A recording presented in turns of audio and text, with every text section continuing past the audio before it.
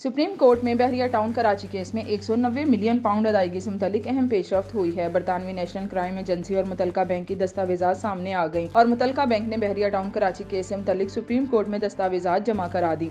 दस्तावेज के मुताबिक अदायगी जाती हिदायत रजामंदी से सुप्रीम कोर्ट के अकाउंट में जमा कराई गई। 190 मिलियन पाउंड मलक रियाज के फैमिली मेंबर अकाउंट होल्डर की तहरीरी हिदायत पर पाकिस्तान ट्रांसफर हुए। एनसीए और मुतलका बैंक की दस्तावेजात बरतानिया के कवानीन के मुताबिक है। इस पर कानूनी कार्रवाई का हक भी बरतानिया की मुतलका अदालतों के खसूसी दायरा इख्तियार में है। दस्तावेजात में बरतानिया के एनसीए का एक खत भी शामिल है। दस्तावेज में कहा गया है कि खत में तस्दीक की गई कि अकाउंट मुंजमद करने का हुक्म मुतलका अदालत ने खुद खारिज कर दिया था। इससे साबित होता है कि ऐसी कोई भी रकम हुकूमत पाकिस्तान के लिए जब्त नहीं की गई थी। इसका मकसद बहरिया टाउन के लिए इस्तेमाल किया जाना था। दूसरी तरफ वफाकी काबीना की झेली कमेटी ने 190 मिलियन पाउंड केस में इमरान खान समेत इनके दीगर 29 अफराद के नाम ECL में डालने की सिफारिश कर दी। वफाकी काबीना की झेली कमेटी बराए ECL का इजलास हुआ, जिसमें निगरान वजीर दाखिला सरफराज बुगटी, निगरान वजीर मुआसलात शाहिद अशरफ समेत वजारत दाखिला और दीगर इदारों के अफसरान ने शिरकत की। जबकि इजलास में ECL से मुतल्लिक मुख्तलिफ नौइयत के केसेस का जायजा लिया गया। काबीना की झेली कमेटी ने 41 अफराद के नाम ECL में डालने की सिफारिश की है, जिसमें नैब की सिफारिश पर 190 मिलियन पाउंड स्कैंडल में चेयरमैन PTI समेत इनके दीगर 29 अफराद को ECL पर डालने की सिफारिश की गई है। जराए का कहना है कि कमेटी ने शहजाद अकबर, जुल्फी बुखारी, फराह गोगी और प्रॉपर्टी टाइकॉन का नाम भी ECL में डालने की सिफारिश की है।